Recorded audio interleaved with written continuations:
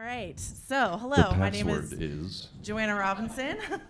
I am a TV critic for Vanity Fair, and we are here to talk about this show that you just saw.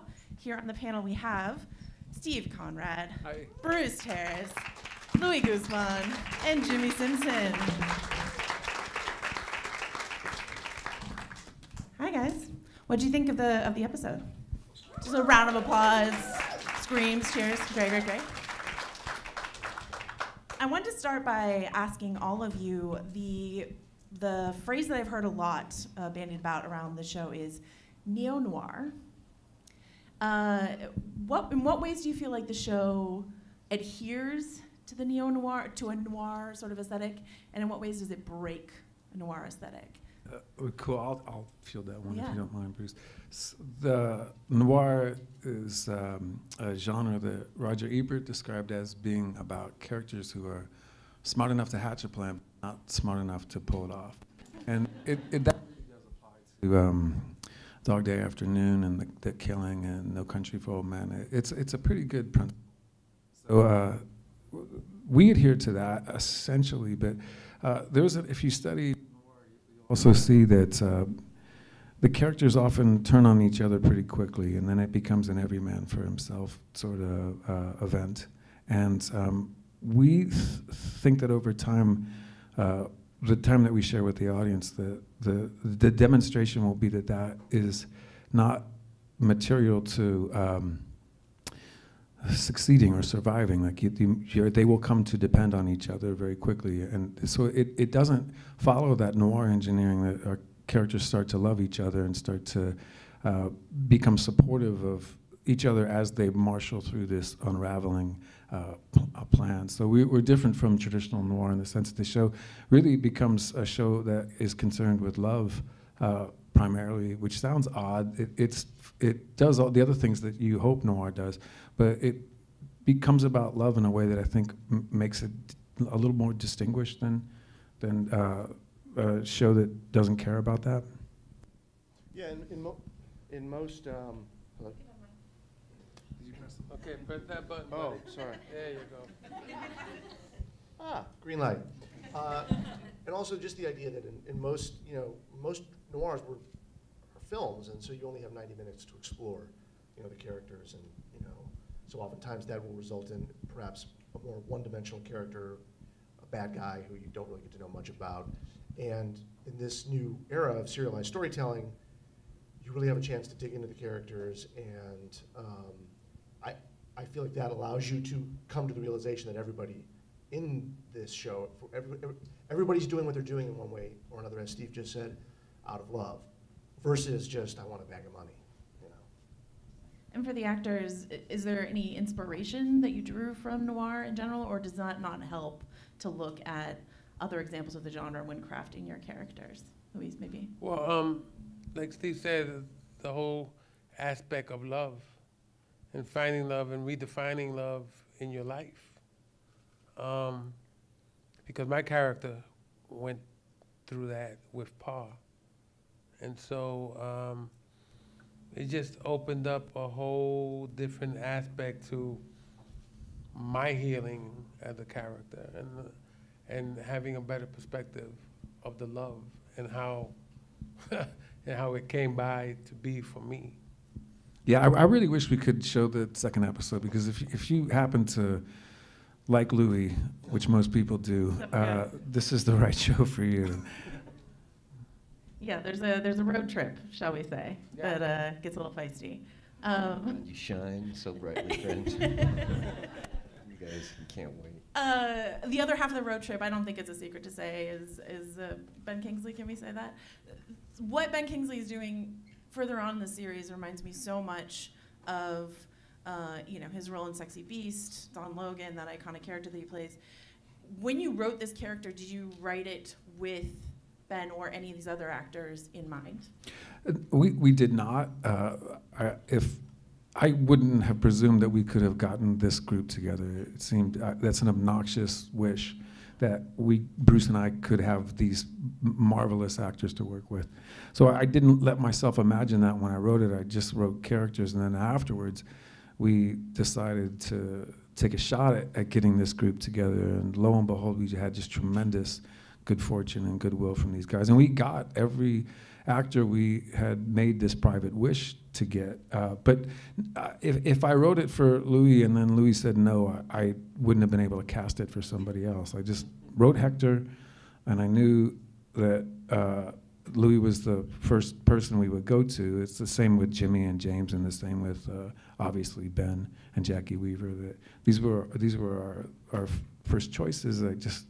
I was embarrassed to imagine that they would say yes, and then they did.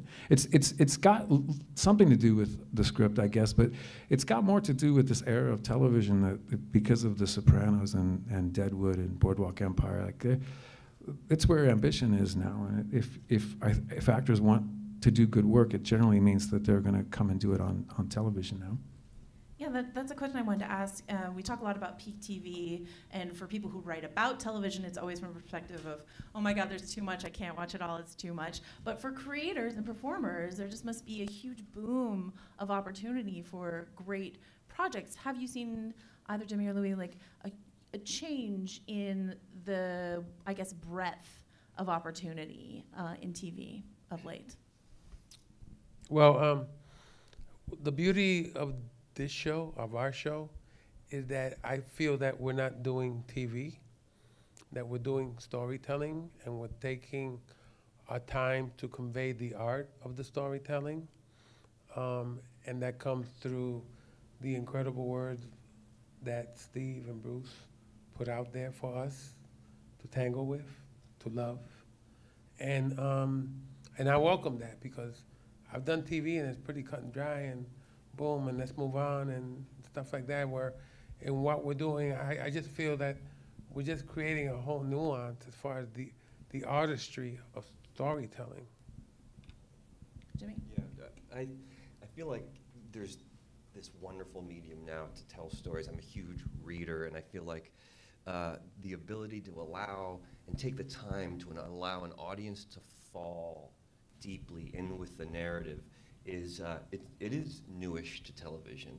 But I think on the flip side, we've kind of saturated the television medium with a lot of other kind of niche-y little, here's your little instant gratification thing, and it's confusing a lot of television viewers as to what that experience will be when they sit down. And it's disposable. It's this disposable, here's your little button, I'm going to push it for you, and then you'll forget about it, and you'll go on to the next kind of thin show. And so you have Steve Conrad and Bruce Terris coming along and saying, we're going to use this opportunity. We can go one way or we can go another way. We're going to be the ones that are saying, we can lift this medium to a special place, and we can actually make it mean more than it ever has. Yeah.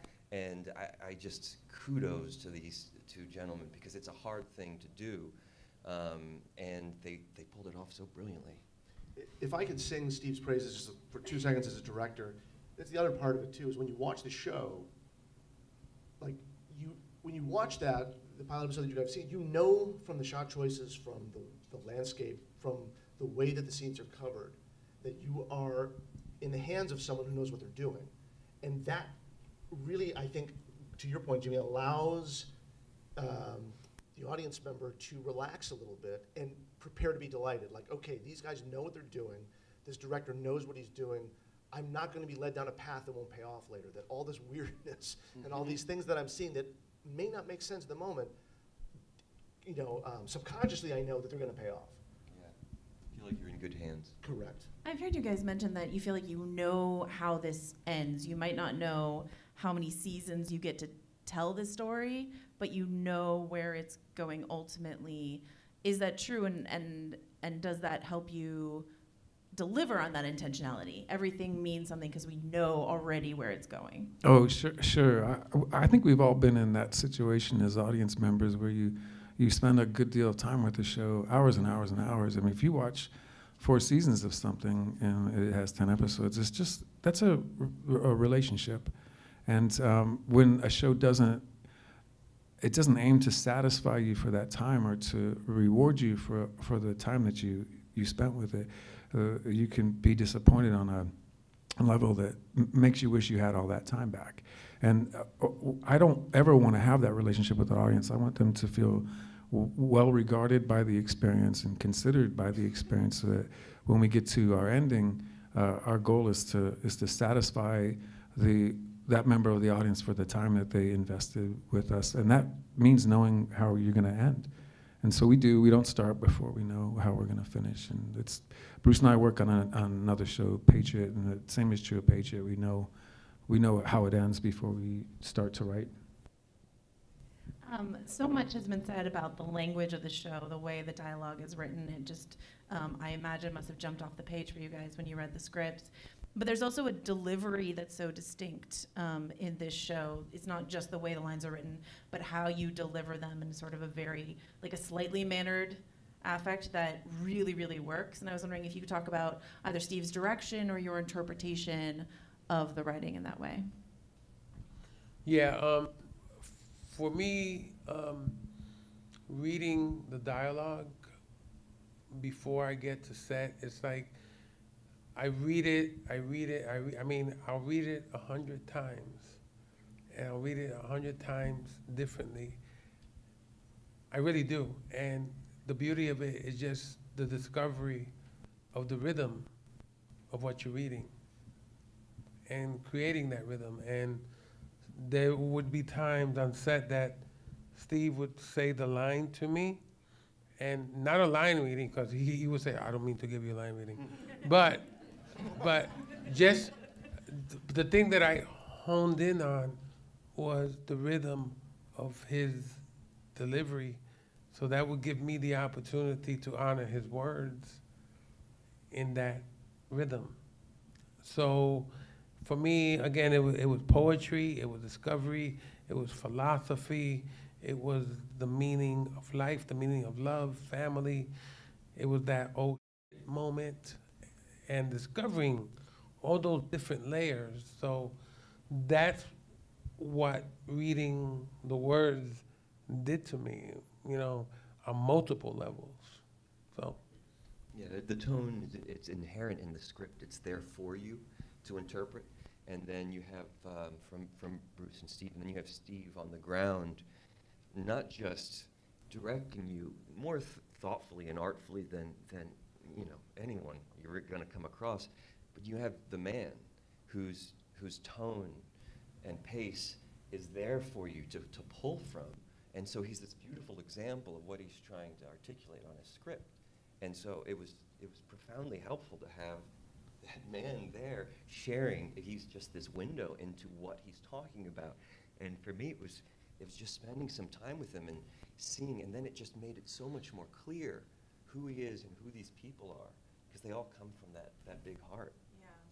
Well, it's interesting because I've heard you guys talk about this as a 10-hour movie, and there's this sort of idea of the rise of auteur television, right? To a creative team has more of a hand in the show from soup to nuts sort of thing than previously in television when you have so many different voices on something. So for you, Bruce and Steve, like, what is that like? Do you have more control over the story you're telling? How vital is that for you to deliver the product that you want? Well, it's very new for me. This is my first show that I've ever created. I've written with Steve on Patriot. I can tell you that I spent 20 years as a first AD in film and television, and you know, there is a real gravitational pull toward mediocrity in those situations where the guest director comes in, the guest director, you know, films the work. And I was talking with Jimmi before we came out here. I have been on numerous sets where big shows where people, like the director would call action and be looking at his or her phone. How was that cut? That was great. Like, they're not even really paying attention to what was going on. So for me, it's just been so delightful to sit, because I'm on set all the time with Steve, just to watch Steve be able to. There is no precipitous drop in quality, you know, because Steve's there handling it, and you know, the words all originated with him and I, so he's able to, you know, insert himself in such a way that mediocrity, and hopefully you feel the same, is just doesn't become a part of it. Well, having more control gives you the chance to really just simply make it like you love the art form. And the common denominator among everybody who comes to work on Perpetual Grace Limited is that they love the art form of filmmaking. It's true of everybody here, and it's true of Ben Kingsley. It's why Ben came to do television. The ambition to make cinema is on TV now, and it's why Ben came to work with us.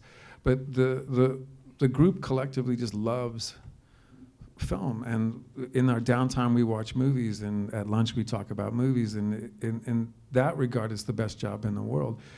It's not always true of the partners you have, the studio partners or your network partners, that they are sometimes not in it because they love it.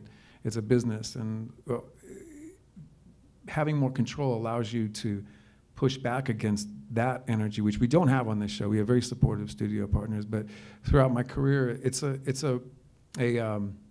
place you run into trouble when you have different goals, and their goal is to make money with it versus to make something that you love. And the writer having more control is just going to allow the thing you make to be cooler, to be more fun, to be more splendid, to be less like business. And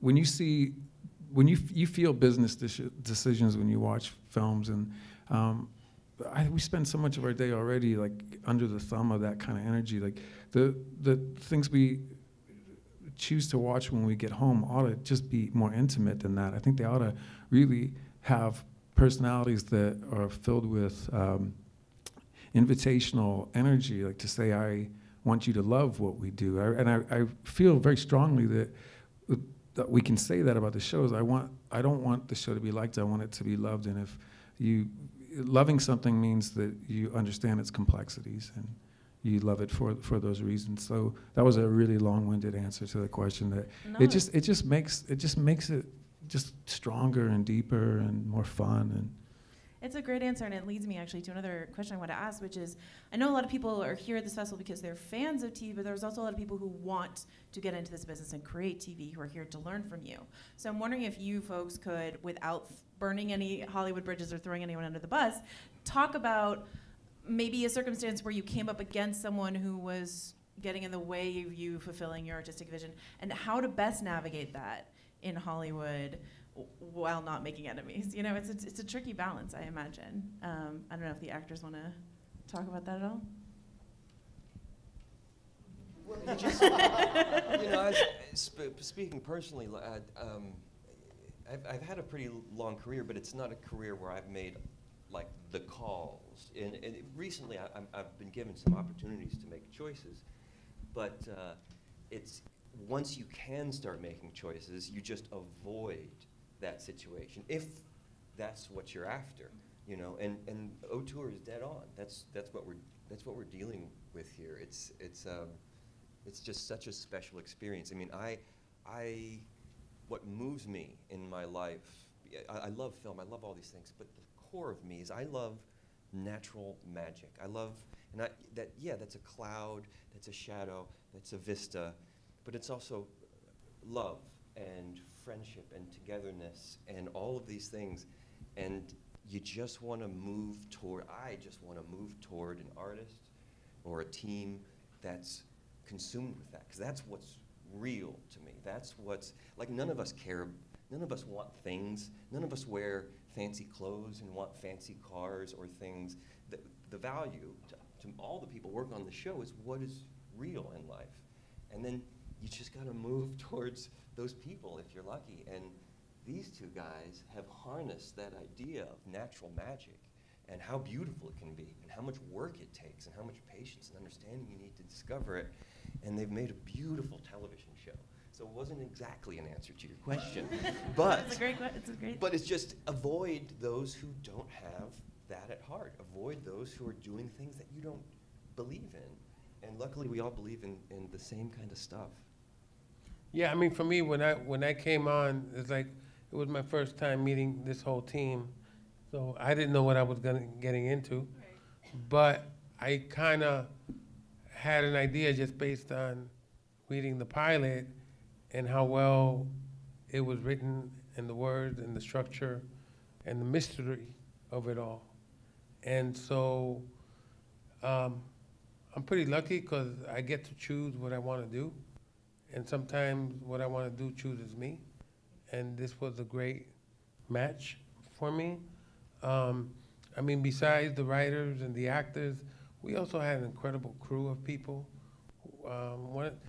Look, I've been doing this for a long time, and I work with fantastic people, great situations, but this by far exceeded my expectations. If I could just also add, so again, back to the idea that I came up as a first AD, so I spent a long time in this business. And I started out as a PA, and then I became a second AD, and then I became a first AD. And all the while I wanted to write, and I wanted to, really, the thing is, I just found him. I found Steve, and he's been great to me. And Oh, Bruce, thank you. Finding somebody like that, like hooking up with somebody who shares your passions and your goals, that's a way to get somewhere for sure. And I mean, I've had a considerable amount of help from people that I have a lot of regard for, and this is not a walk of life that you get through alone. So you will be making important partnerships as you marshal through your career, and holding on to somebody who gives you something, and just making sure that they stay respected, and that you deal with people honestly and openly, and you work very hard. If you find someone who can return that to you, keep them, and then you'll have a sustaining and beneficial and long-term help, which you need it. And when you get it from someone who can give you the thing you don't have, then you really have something. Like if it's a work ethic, if it's even just someone who's just good at dealing with the business side of it, like making and keeping rewarding partnerships is really the name of the game. I love that. All right, to that end, let's go into partnership with the audience. If you guys have questions, we don't have mics in the audience, but okay, I see a hand right there. If you want to project. I'll do my best. So you guys all very interestingly have sort of the same passion and philosophy, and you're very much all into the art of the series and of clearly everything that you guys get involved with. So the question goes back a little bit to talking about peak TV. What would you say is important today? Do you feel like you need to be in the awards game? Is that important to you, or is that just the business side and you keep them very separate? Well, that you can't control that part of it, I guess. It helps. This only works at a weird angle. No, I got it now. Sorry. I'll try to keep my hand right here. Anybody who tries to get one is not going to get one. That's sort of if you just have to put your head down and go, and then the rest of the stuff just happens if it's going to happen. I mean, it's become a bit of a preoccupation of the industry. Like they go for these awards, they pay for them, they market the show to get the awards. But I think it helps to ask yourself why you're watching the shows that you love. Like, how did you find this show? And I think if you ask yourself that question, you'll see somebody you like told you would like it, like your sister or your friend. And like that's how a show comes to you. And that's got nothing to do with awards. And nobody watches a show because the supporting actor got a Golden Globe. You watch it because your neighbor said, hey, I think you'll really like this show. So we try to make something that might be discussed like that, like something that can become dear to somebody. And it's the only approach that we use to make this stuff. Anyone else? Okay. Depending on how long the answer is, this might be our last question. Middle, right back there. Yeah, you created a world that is really interesting and familiar yet not and surprising. Can you talk a little bit about how you create that mood that draws the audience in? Because it really did, and you keep wanting to find out more, and the answers seem very surprising, which they're not always. Oh, well, thank you. Yeah, there's little moves we do. Like, we study the genre for sure, and we just watch the vocabulary of Hitchcock and try to incorporate it into our designs for camera vocabularies. But then we do things like the credit sequence, which was shot on 16 millimeter with the dancing astronaut and the song, which, you know, comes from the show. There are no voices in the show come from outside the show. Like, these are songwriters who watch the show and then write music inspired by it. So a traditional camera vocabulary that's kind of spot on for suspense, and then we just get a little wild with other elements of the show, like the song and the dancing astronaut, and we're hoping that feels new only insofar as it says, in episode 3 this will all make sense, and in episode 4 you'll get the meaning behind everything that we indicate to you, and that is new. That belongs to this new era, this new terrific era of long-term cable film narrative. So we're just letting you know that there is more in store with the decisions. Which, yeah, that is a sort of a new obligation of filmmakers now. Okay, I think we have time for one more if anyone has one, and if not, I'll ask it. I don't see any hands, but forgive me, the light's very bright. One hand right there. Oh, right there. Yeah, thank you. It's just such a wildly original idea, and it's hard to come up with those. I'm curious if you could sort of talk a little bit about how you came up with it. That's Bruce. Yeah, I just had this notion that of a guy who was in trouble, and he decides that the answer to his problems is to assume the identity of someone else, only to discover that that person is in far worse trouble than he is.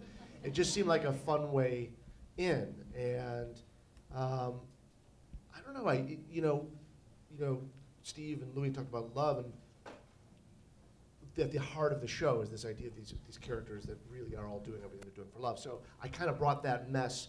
Steve and I, we were sitting around on Patriot, and I had that little notion of an idea, and we started talking about it, and it just seemed like a cool launching pad, and we took it kind of grew from there.